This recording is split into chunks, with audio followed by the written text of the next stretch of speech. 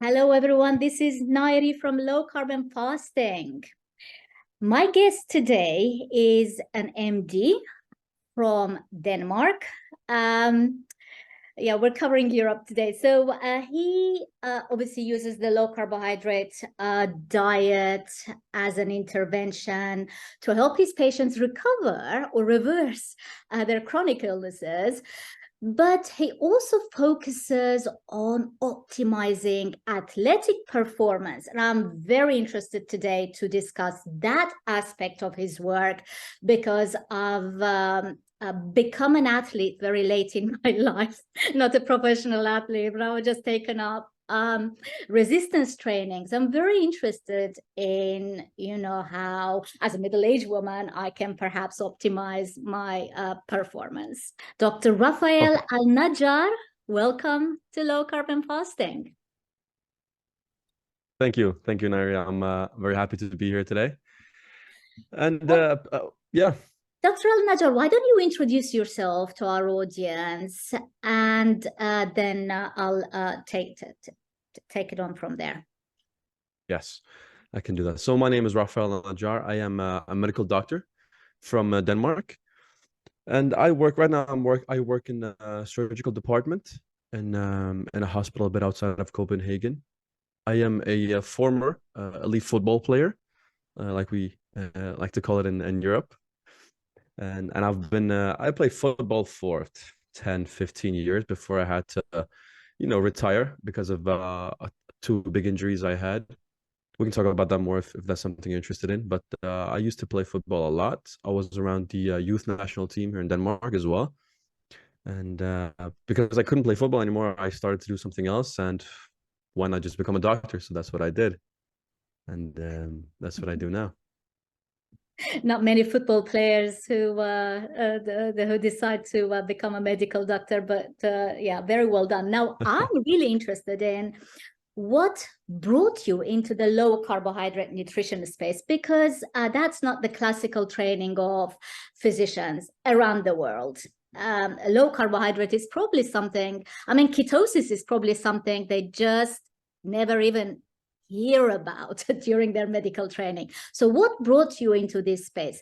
It couldn't have been weight loss journey, as it is with most of my guests. Was it a health journey? How did you discover or find out about the low carbohydrate nutrition? Yeah, I mean, you're perfectly right. It's not something that they teach us in medical school. Actually, it teaches the opposite, which is you have to rely on carbs. Your brain need carbs, and if your diet is not 60% carbohydrates, you're doing something wrong.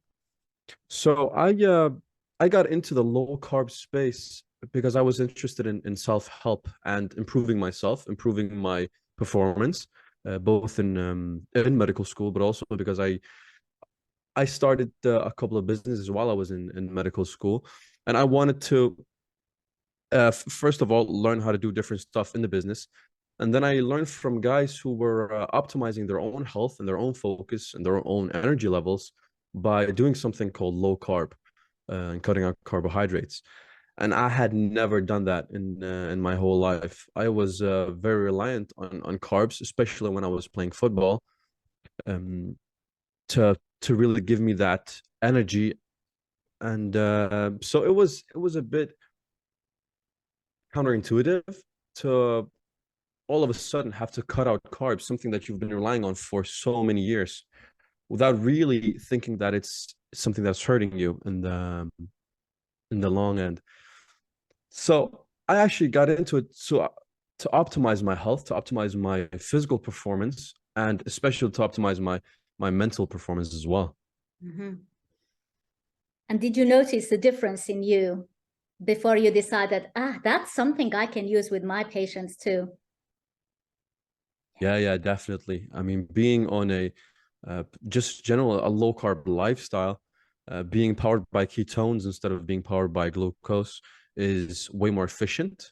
Mm-hmm. I talk about this a lot. You don't have these blood sugar spikes and insulin spikes up and down all the time. You're way more stable in your energy levels, your mood, everything is just way more stable. And you don't have that. A lot of people talk about having brain fog, and you don't have that when you're powered by ketones instead of being powered by glucose and carbs. And it's also, I mean, obviously, I'm powered by ketones myself. As a type 1 diabetic, it works perfectly for me and stabilizes my blood sugars. But it's also a more efficient fuel in that it goes a long way. Like one animal-based sort of food, one meal could easily fuel me for the entire day. Whereas when I used to eat carbohydrates and platefuls of bread and pasta, I was constantly hungry. I had food cravings. So tell us what's happening there. When people are constantly having food cravings and they have the need to snack every 2 hours, what's happening in their blood sugars? Or hormonally, what's happening in them? Repeat the question again, please. Yeah, I'm talking about food cravings. Yeah. So when people are constantly having the need to snack because they're hungry, and they're eating carbohydrates every 2 hours, and yet any time of day you ask them, they're not full, they're still hungry. What's happening in those people hormonally and also with respect to their blood sugars? Yeah, that's a very good question. So what happens is these people, when they eat carbs, usually most people, when they eat carbs, they eat processed carbs, and they eat carbs that increase the blood sugar very fast. And something that increases the blood sugar very fast will result in a spike of insulin as well. What that does is insulin makes the cells take in the glucose from the bloodstream into the cells itself, and then you're hungry again, because then you don't have the power mechanism to for your brain and for your body. So your body thinks that you're actually starving and that you don't have enough energy, and that's why you're always hungry. You have this cycle of eating a lot of carbs, spiking the insulin levels, then the blood sugar goes into the cells, and then you're hungry again. So it's this bad cycle that most people are in all the time. Yeah, I know that as a type 1 diabetic, it's when you eat carbs, as you said, insulin rises too, and then when your blood sugar is spiking, after each spike, there's always a crash. It will crash at some point, and as your blood sugars are crashing, even before you get to hypoglycemic level, as they're crashing, then you feel hungry again. Even though your blood sugar might be in perfectly normal range, but you feel like shaking and you feel like you want to eat. You're hypoglycemic, and then you're not, but you're not actually hypoglycemic. Do you notice that with your patients? Yeah, I definitely do. I don't talk much about diet with the patients that I have in the hospital. I have my own private patients that I help, usually very busy men, entrepreneurs, who I help with optimizing their health. But we talk a lot about when they eat carbohydrates, a lot of carbs, they don't feel full at all, and they have these crashes all the time because the blood sugar will, like you said, it will go down when the insulin spikes hit. And that just, it's the body will always regulate itself, and having too much sugar in the bloodstream is not good. So that's why the body tries to take that out and put it into the cells instead.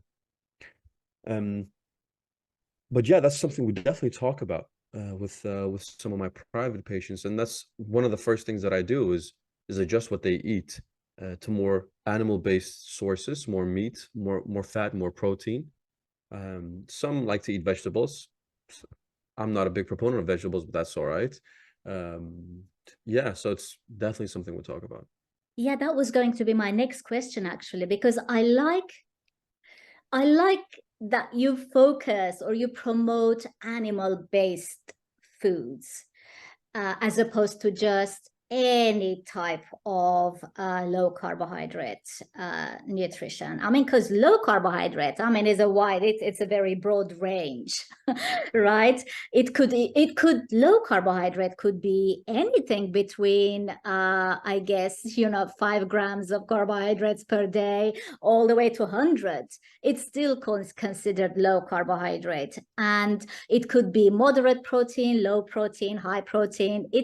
There isn't in the medical world at the moment, we don't have a clear definition of low carbohydrates. But what you promote or advocate is animal-based foods first and foremost, and then adjusting the fat and carbohydrates. Tell us why you focus on animal-based foods. Yeah, so it's actually very simple. The way that we grew as people was eating animal foods. We've eaten cows, and we've eaten a lot of animals, and that's how our brain evolved from being monkeys to being humans now. That's how our brains got bigger. It's from the fat content in the animal-based foods. And it's not processed. So when you eat animal-based whole foods, you're eating unprocessed, well, at least very, very little processed foods.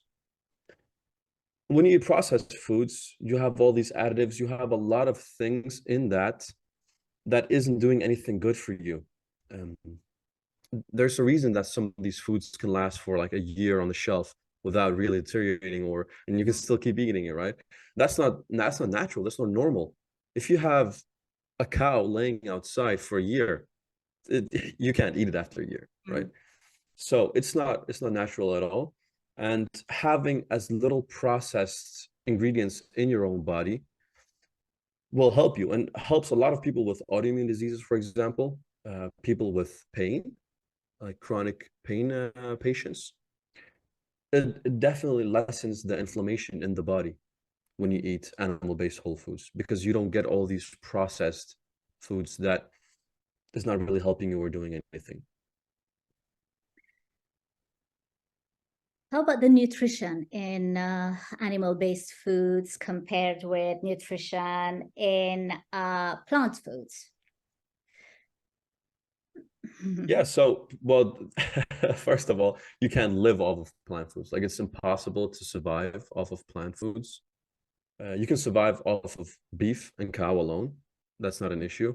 Will you thrive? Maybe not, but you can definitely survive, because you get all the vitamins, all the nutrients, all the amino acids, the essential amino acids that you need. You get that from beef.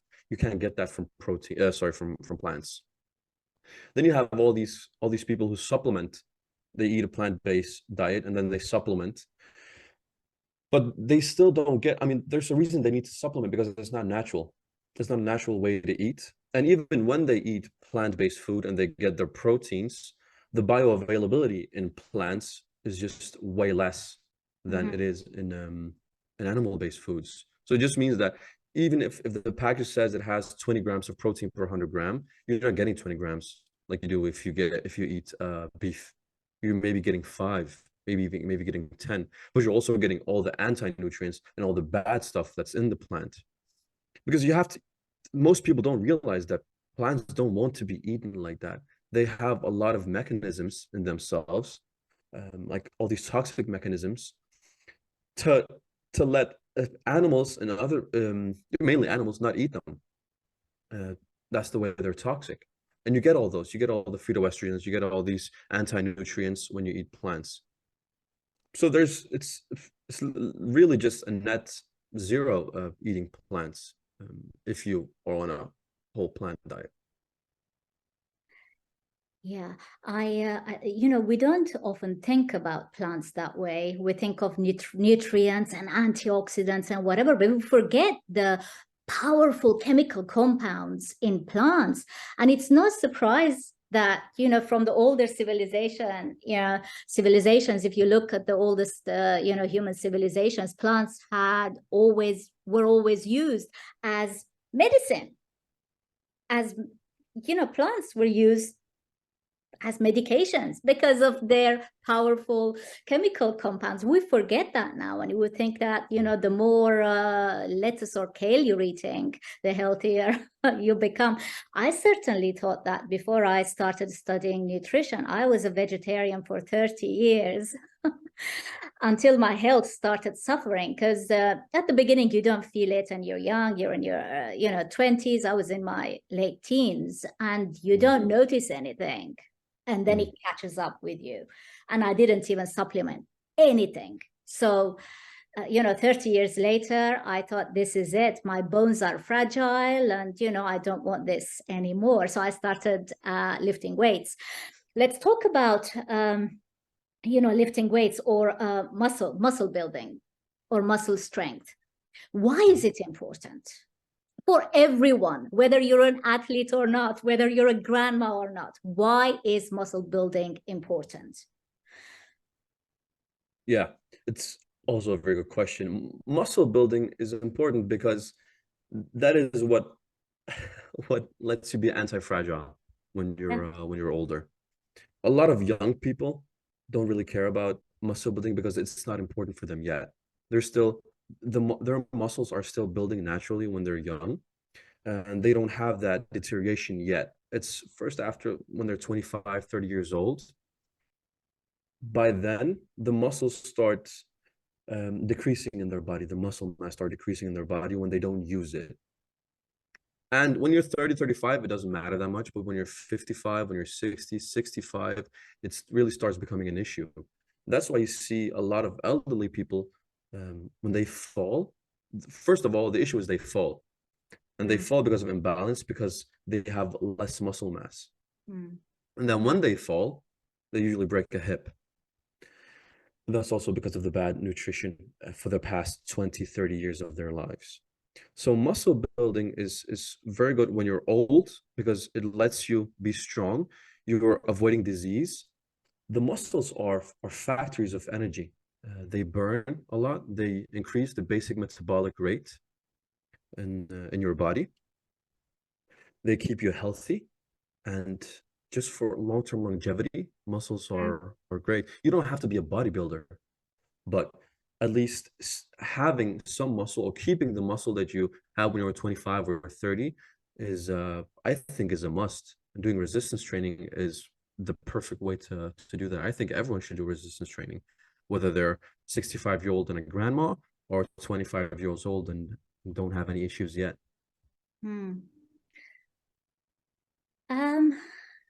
So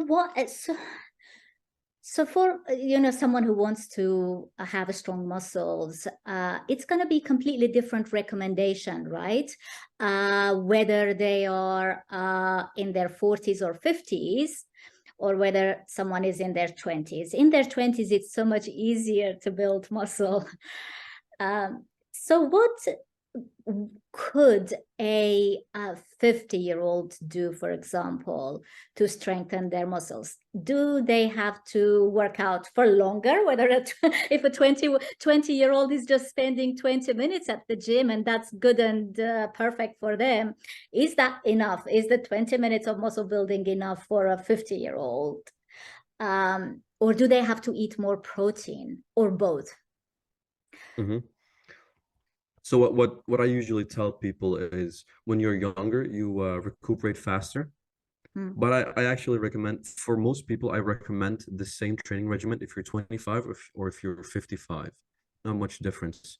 Because the training regimen that I talk about a lot is training for half an hour, twice or 3 times a week. You don't need more than that when you do resistance training.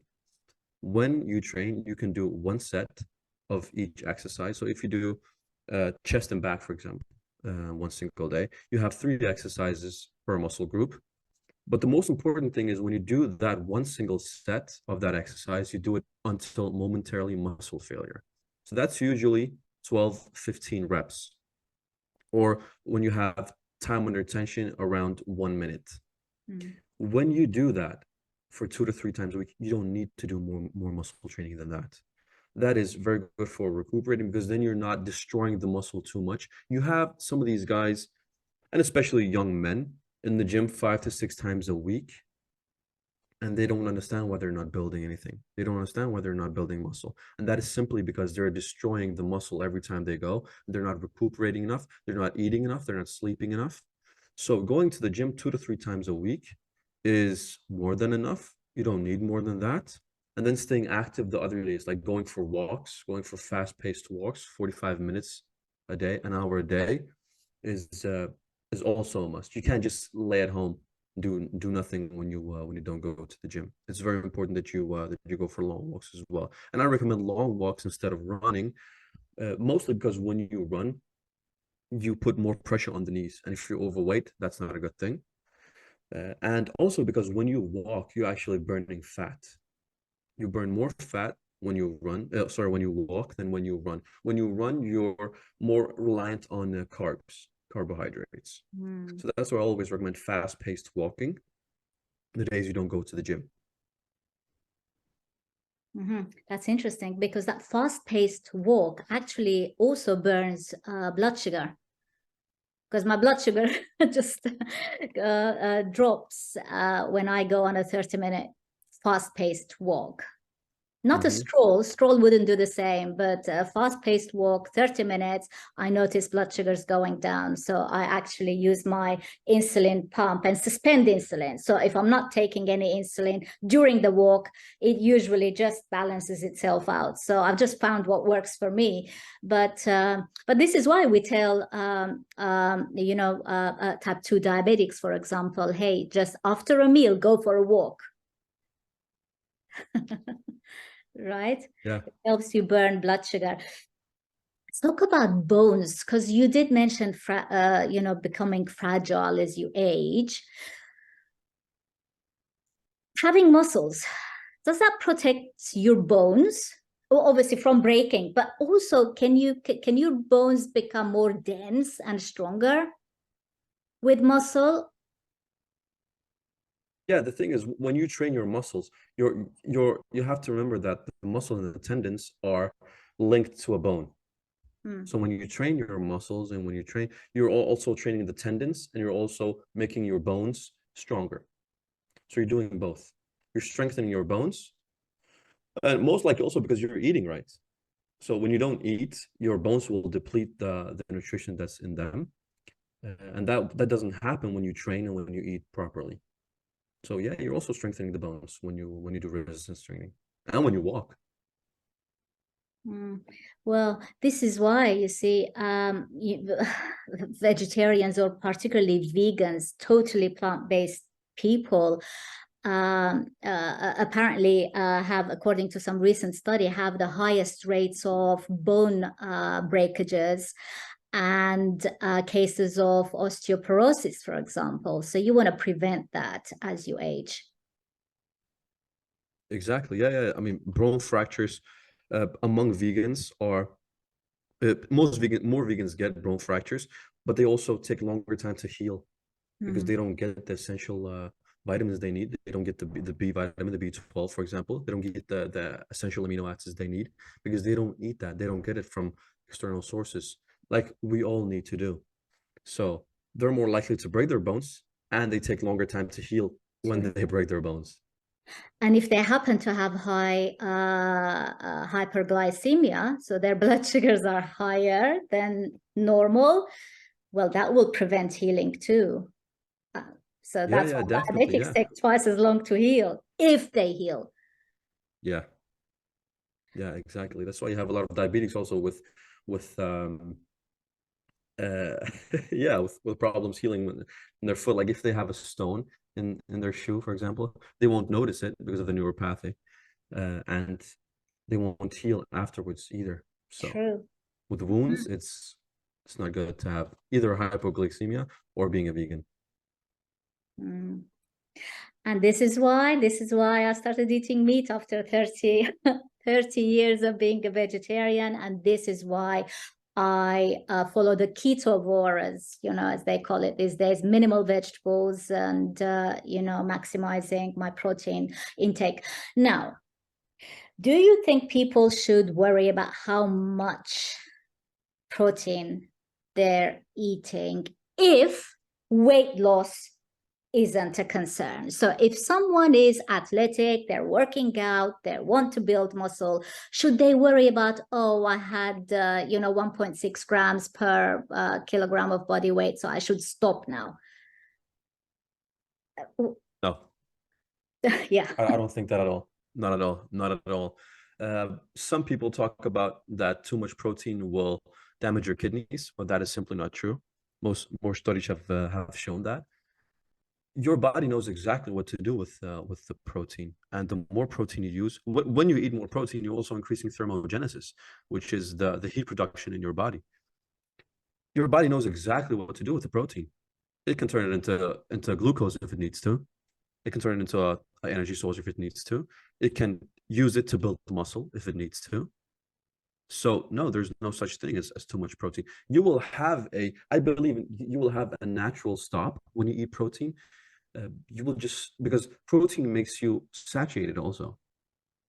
It's a very good food for satiety. So you will feel full and then you just won't eat anymore. So there's this natural stop in terms of eating protein. And no one really eats isolated protein. They get it from a source of meat, for example, where there's fat also. So it's hard. I mean, it's hard to eat too much protein. Your body will stop you before that. Mm-hmm. Yeah, if you're eating real protein, say, animal-based foods, meat, for example, it is really difficult to overeat. I'm not saying it doesn't happen, but it's more difficult than if you're just drinking your protein, for example, in protein shakes, because that would be so much easier, right? Yeah, I totally agree. The thing is, in nature, and I always like to look at nature and looking at evolution. In nature, you don't see animals being overweight. They eat, at least the animals that are hunting, they eat enough and they stay lean. They're muscular. You don't see overweight animals. That's the same back before the 70s. You didn't see that many obese people. That's mainly because of the diet. So if you eat whole foods, whether it's with a lot of protein, with a lot of animal-based foods, it's almost impossible. Obviously, it's possible if you eat too many calories a day, but it's almost impossible to be overweight and not be lean when you're eating an animal-based whole food diet. Mm-hmm. Okay, so do calories matter? I mean, obviously, your energy intake will matter. If you have fat to burn, having sticks of butter every day, like at every every 2 hours, isn't going to help you burn your own body fat. But should people worry about calories in general? Yeah. A lot of people talk about calories in, calories out. You have a lot of doctors saying, to lose weight, you need to move more and eat less. And that's simply not true. You can't move more and eat less. That's not how it works. When you move more, you're more hungry. So you need to eat more. But what you need to eat, well, the calories are not created equally. Let's just put it like that. When you eat 100 calories coming from carbs, that will affect your body differently, your hormonal system differently than eating 100 calories from protein. Yeah. You will be way more satiated when you eat fat and protein than you will doing eating carbs. It goes back to what we talked about earlier about the glucose spikes and the insulin spikes in your bloodstream. So calories matter, but they don't matter as much when you're eating a real diet, like eating real foods. Then you can go and eat intuitively more. You don't have to count your calories. You don't have to count your expenditure.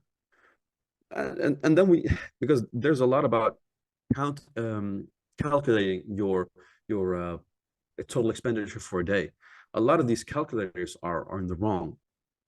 Second of all, you don't necessarily know that what it says on the package in terms of how many calories, how much protein, how much fat is in the food is right, because they have a margin of error they can put in on the package labeling. So that's why eating intuitively, it doesn't matter if you count calories or not. Eating intuitively means eating animal-based whole foods, because your body will stop you. You will, when you're hungry, you would eat, and then you would become full, and then you just stop eating. And then you're full for 4, 6, 8 hours because you ate real foods that really gave you satiety. And then you'll avoid all the snacking, you'll avoid all the processed carbs. So calories are obviously, if you eat too many calories, if you eat more calories than you burn, yeah, you will gain weight. That's totally true. But you can eat intuitively, and then you don't have to worry about counting calories and doing stuff like that. True. I mean, if you're, there are a lot of carnivores around these days. I think the carnivore movement is growing bigger and bigger every year. And most people aren't counting calories. They just eat to satiety and stop. Most people. Now, when we're talking about animal-based foods, what do you recommend to your patients? Beef or lean lean meat or fatty meat or organs or fish? Yeah, I always recommend red meat, beef, not necessarily lean or fatty meat. They can mix it, and fish and eggs. That's usually what I recommend. Some people like to drink milk, for example, and they can do that if their body can tolerate it. They can eat dairy as well, eat cheese. That's totally fine if you know you can handle it. But that's usually what I recommend. Red meat, fish and eggs, and then dairy if you know you can tolerate it. So where does pork and all the chickens come into this? Are they nutritionally It's not really in. not as rich? They're not. They're definitely not. Pig can have protein, can have a good amount of protein, but the fat in the pig is not that good. It has way more omega-6 than omega-3. And that is the same with when you eat chicken. Chicken is way more lean, but when you get fatty chicken, the fatty parts of the chicken, you're also getting more omega-6 than omega-3 from that fat. So it's not really something I recommend. It's not going to hurt you if you're eating that instead of eating a Snickers bar, obviously. Yeah. But it's not like my base is always red meat, beef mainly, fish, salmon, and eggs. And eggs. And sardines, right? Yeah, sardines are good as well. I don't eat that many sardines, but sardines are good. Yeah. Tuna. Tuna, yeah, because people are worried about the mercury levels in fish. So people who would eat tuna and sardines are now thinking, oh no, we can't eat that anymore. So I think if you're eating flour-based foods and bread instead of the sardine, you might as well just eat the sardines and the tuna and not worry about the mercury, right? I agree 100%. I agree 100%. You have these people that eat bread instead of tuna because of the mercury levels. And obviously, you have to think about the mercury levels. No one will eat 3 dishes of tuna every single day. There's like a natural stop in terms of how much tuna people will eat naturally. But yeah, I mean, these people, they rather eat pasta and bread than eating tuna because of the mercury levels. And that's just, I mean, yeah. I had a fun incident a few months ago when one of the people I coach, wrote to me, I only had one croissant for breakfast this morning, but now for lunch, can I have some tomatoes with my lunch? And I'm thinking, you're worrying about the tomatoes. You've just had the croissant for breakfast. It's, we need to educate people. I think, people, even people who want to learn, they don't understand carbohydrates. We don't talk much about it. Everyone knows meat is protein, right? Everyone knows the fat, but people don't understand the carbohydrates. Yeah, they don't. And yeah. No, I agree with you. More education needs to be done in terms of educating people about carbs, what they do, and carbs are also different because we can't just say all carbs are created equally. Carbs from potatoes and rice is different than carbs coming from something that's very processed, like a candy bar, for example. I'd rather, because I do eat rice and potatoes sometimes to increase my so I can eat more, so I'm more hungry. I do that. I don't eat a lot, but I do that. So it definitely has a place in the diet. And so carbs are different as well, just as you can't just say all calories are created equally, because they're not. Highly processed foods are very, very bad. They have a lot of carbs, but rice and potatoes are also 100% carbs, but it's not the same. But you're totally right. We need to educate more people about this. And there's been, for the past, I think, 40, 50 years, the discourse has been that you can't eat fat. Um, Fat is not good for you, and protein is not good for you either. You need to eat more. Um, Only saturated fats are not good for you. You need to eat more of those vegetable oils, and you can eat as much carbs as you would like. And that's what we're fighting against. We're fighting against 50 years of Misinformation. information, disinformation, misinformation. Yeah. Okay, so where do you stand with seed oils and vegetable oils? Do you remove them from your patient's diet completely? Yeah, I try to. The best way to remove seed oils and vegetable oils in general is by eating more at home. So cooking your own foods. But when you go out to eat, most restaurants, if not all restaurants, use vegetable oils. A good way to remove them as well is also not buying prepared food at the grocery store. So that's also a very good way to do it. Generally, just cooking your own meals is a very good way to do it. And obviously, then not using vegetable oils, but using butter, using tallow, using ghee, and yeah, using the fat in the food itself.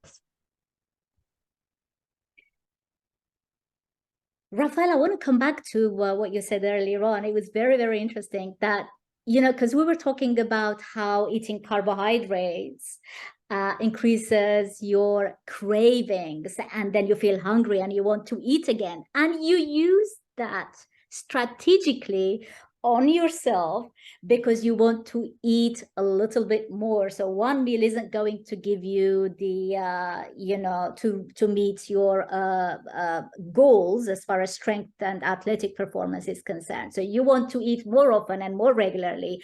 In order to do that, you actually use rice or potatoes strategically to increase your hunger and craving so you can eat more. That was can you just elaborate that? That was just absolutely fascinating for me. Yeah. So I I really use that. I eat a bit of rice before a meal or with a meal, for example. When I eat my so I in general, I want to say this, I eat around a kilo, a bit more than a kilo of red meat every single day. So I get my proteins, I get my fats. But to increase that a bit, especially when I want to gain muscle mass, I add carbs, rice and potatoes, mainly sweet potatoes, to my diet to increase my hunger so I can eat more. Yeah. The thing is, when you eat a whole foods based diet, you're not really craving food that way. I don't crave this steak anymore. I really don't. I mean, I eat a kilo every single day, but I don't crave it the same way that I used to do when I ate a diet that was based on carbs. So I do that to increase my hunger feeling and then eating more. So I know that I'm hitting what I need to hit so I can increase my strength gains. And you don't put on weight. You're not gaining weight, obviously. No, I mean, you're talking about fat, right? Because I'm gaining weight in terms of muscle mass, but in terms of you're fat, gaining I'm not muscle gaining weight. mass. Yeah. Yeah, But not fat yeah. weight. No, Right. no. The circumference around my waist stays the same, and so it's muscle mass. So it goes up here and in the chest instead of going around the waist. So yeah, you don't, because I eat a small amount. I don't eat like this much rice. I eat a couple of spoons of rice and that's it. That's absolutely fascinating to hear. Let's talk about vitamin D, because that's something else I think you often talk about. And vitamin D and actually the circadian rhythm, sleep and sleep hygiene. Yeah, so vitamin D is very, very important. I can't really understate that. It's very important. especially for us because I live in Denmark, you live in England. So during the winter, we don't get much sun. The best way to produce vitamin D is going out in the sun. That is the way that our body produces vitamin D. When you're in those winter months, and I usually say from October till March, where we live in Northern Europe, in England, you need to supplement with vitamin D. You can also eat foods that are rich in vitamin D, and that's also the animal-based whole foods. So fatty meats and fish and eggs, also rich in vitamin D. Vitamin D is very important for the immune system. It's very, very important for the immune system. A lot of people talk about how it strengthens the bones, and I think some new studies have shown that it's hard to really strengthen the bones by only eating vitamin D. You need to do something more than just that. But it's very vital in not decreasing the bone strength and decreasing the minerals in the bones themselves. So vitamin D is very important in the body. In terms of sleep hygiene, if you want to talk about that, sleep hygiene is also very important. Sleep hygiene is generally what you do before you go to sleep and after you wake up. Having good sleep hygiene means having the same routines before and after going to sleep when you wake up. And it just helps your body. You're signaling to your brain that, okay, I'm doing this routine now, which means that in a minute, I'm going to fall asleep. So you fall asleep faster, you have better rest. And then when you wake up, you're more refreshed. And we can talk a lot about sleep because sleep is so important to a lot of different things. I don't know if you want to touch on that, but sleep hygiene is vital for losing fat, building muscle, feeling refreshed, just refreshing your brain in general. So I can make a comment on blood sugars because I wear the continuous blood glucose monitor. If I haven't slept well, just one night of disrupted sleep, the next day, pretty much the whole day, I become insulin resistant. And that's like a temporary insulin resistance. I just pump insulin and it just doesn't work. I keep thinking, what's wrong with this, insulin? It's like it might as well be water. Like 1 unit of insulin should bring my blood sugar down, for example. Just nothing is budging, just doesn't work. I'm insulin resistant. And that's just after one night of disrupted sleep. That's how important a good 8 hours sleep is. That's the part I can personally comment on the blood sugar part. Yeah. I mean, lacking sleep and having bad sleep destroys so much. And I think a lot of people know this already. If they don't sleep that much when they go to work the day after, they're feeling groggy, they're not really feeling that well. So people know it intuitively, but they still don't sleep properly. And the thing is, we have all these modern devices now that are disrupting everything that we do. And if you're not using them, they are using you, because you become addicted to using your phone, for example. A lot of people sit with their phones in their beds or watch movies in their beds or have a television set in their bedroom, which I highly advocate against. The bed should only be used for sleeping and for sex, and that's it. Nothing else than that. And you have all these sleep disruptors, such as the phone. People sit with their phones in their bed, and then the brain. You have to realize that the brain is not that smart. The brain only knows what you tell it to, what you show it. If you show the brain that this place is for everything else than sleep, or sleep and everything else, it's not going to know, okay, should I sleep now? Should I not sleep? Should I be focused? What should I do? So that's why having some of these places where you only do one thing, and that's especially important in the bedroom, is just going to help you tremendously in your life in general. That was such an important comment you made about the brain gets used to certain triggers. Because one of my clients was telling me, every time I'm not hungry, I know I'm not hungry, but every time I walk into the kitchen, I feel like I have to eat, because that's how the brain has been trained. Like she says, I know I'm not hungry, So I now just don't, I put my water bottle out of the kitchen. I don't want to walk into the kitchen during the day because every time I walk in there, my brain is telling me, grab some food. Isn't that interesting? But I think you can train your brain, right? You can train your brain to think differently. Yes, you definitely can. You definitely can train your brain. And it's something that you need to do actively. It's the same way we create habits. It's the same way we create triggers. So when you sit by the computer, and if you're a very effective person, you know that now I'm sitting by the computer, I'm going to do work.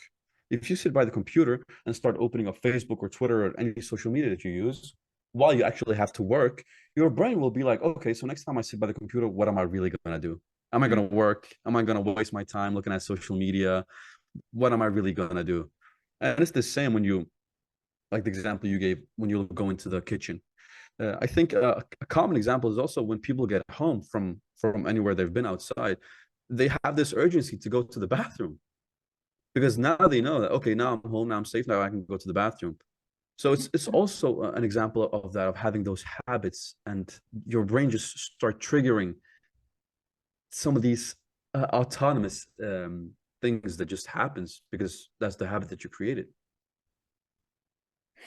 Yeah, and talking of disrupted sleep, people will wake up not feeling too fresh, with with a brain fog the next morning, and of course, to feel better, they have cups and cups of coffee all throughout the day, which even just before bed, and then that will stop them from sleeping the next day too. So you talk about coffee. Where do you stand with coffee? Is it all bad and we should all eliminate it?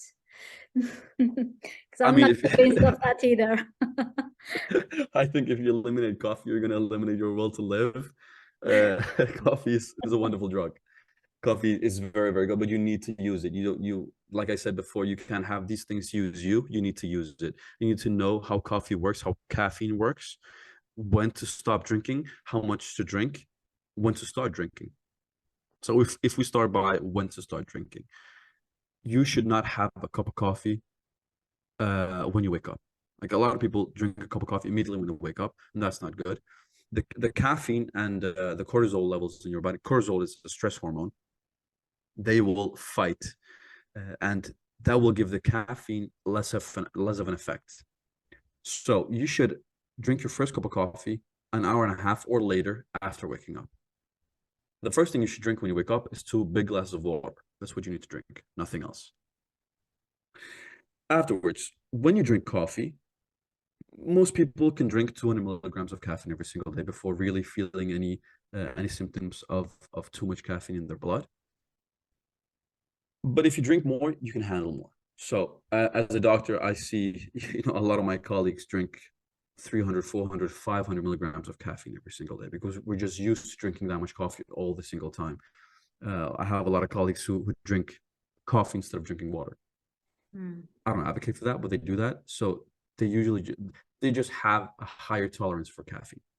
They won't get the kick if they only drink 150 milligrams or 200 milligrams of caffeine. They just don't do that. So you need to know how much caffeine you can tolerate, how much you can drink, and then drink up to that point. And when do you have to stop?